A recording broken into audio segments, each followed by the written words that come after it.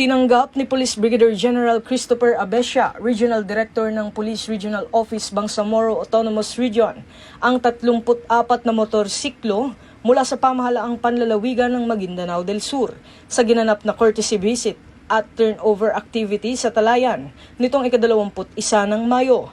Personal ding nakipagpulong si Police Brigadier General Abescia kay Datu Ali Midtimbang bilang bahagi ng pagpapatibay ng ugnayan ng lokal na pamahalaan at Police Regional Office Bangsamoro sa pagsusulong ng kapayapaan at kaayusan sa lalawigan. Ayon sa PNP, makatutulong ang mga bagong motorsiklo upang mapalakas ang mobility, police visibility at operational readiness ng mga municipal police stations sa rehiyon. Inaasahan ding mapapabilis nito ang pagresponde sa mga emergency at mas mapapaigting ang police patrol operations sa mga komunidad.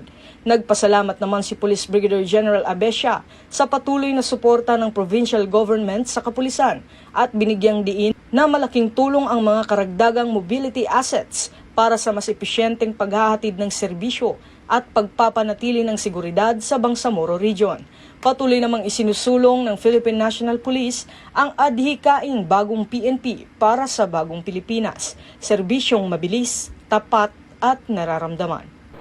Mula rito sa PNP National Headquarters, ako ang inyong PNN correspondent, Patrolman Don Brosas, alagad ng batas, tagataguyod ng Balitang Pulis.